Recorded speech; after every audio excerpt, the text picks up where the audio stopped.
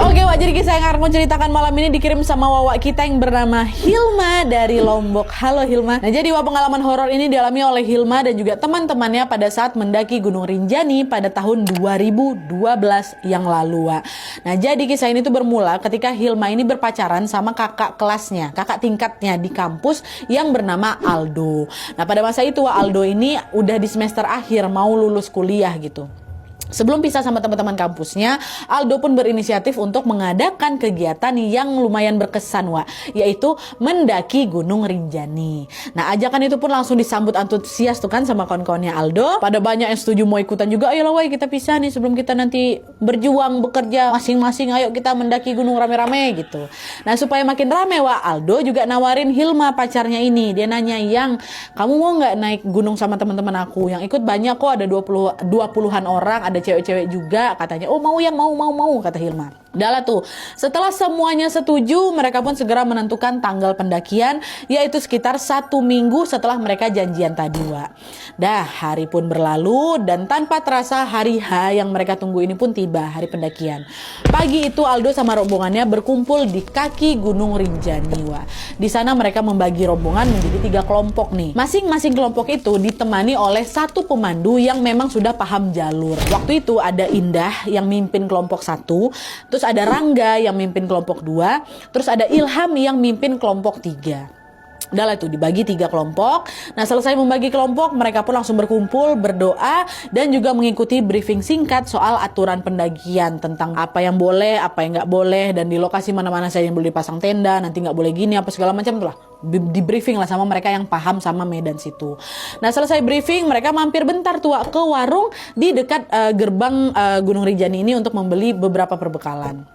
Nah pas mau bayar, nenek-nenek pemilik warung ini berpesan sama si Aldo, pacarnya Wawa, "Mas, nanti kalau misalnya kalian dapat gangguan gaib apapun bentuknya, pulangnya lewat gerbang sini ya Mas ya. Makhluk halus gak akan bisa ngikutin kalian, soalnya gerbang ini tuh udah dikasih palang," kata si nenek itu.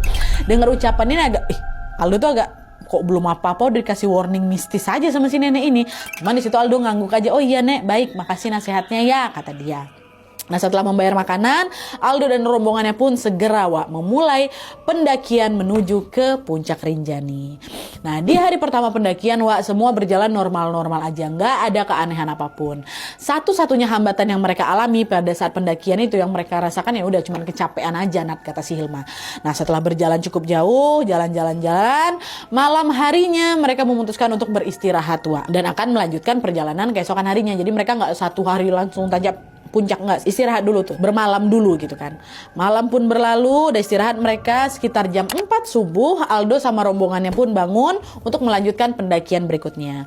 Nah di hari kedua ini mereka memilih berjalan santai Wak, sambil supaya bisa menikmati keindahan Gunung Rinjani. Tapi makin siang, trek yang mereka lewati ini makin nanjak lagi Wak. Beberapa anggota udah mulai kelelahan tuh Nadia, dan terpaksa berhenti sesekali, berhenti lagi untuk istirahat. Nah karena sering berhenti, mereka tuh baru nyampe puncak Rinjani sekitar jam 4 subuh katanya, keesokan harinya, which is hari ketiga. Dan begitu udah sampai di puncak nih, mereka waktu itu antusias ngelihat sunrise Wak. Wah, lihat senang-senang lah di sana, foto-foto. Setelah puas sunrise, Rangga si pemandu kelompok 2 Wak ngajak kawan-kawannya buat, "Oh ya weh, turun yuk," kata gitu. "Nanti kita turunnya lebih cepat ya weh. Jalurnya udah nggak seberat pas naik kok, kan ini nurun. Jadi kalau misalnya kita gas terus, kita bisa nyampe bawah hari ini juga nih," kata si Rangga. Semua orang pun mengiyakan waktu itu dan juga mengikuti instruksi dari Rangga.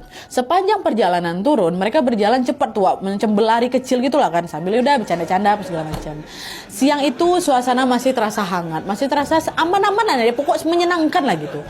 Tapi kesenangan itu cuma sebentar, karena begitu sampai di tengah jalan Wak, mereka mulai mengalami gangguan mistis yang sulit dicerna akal sehat.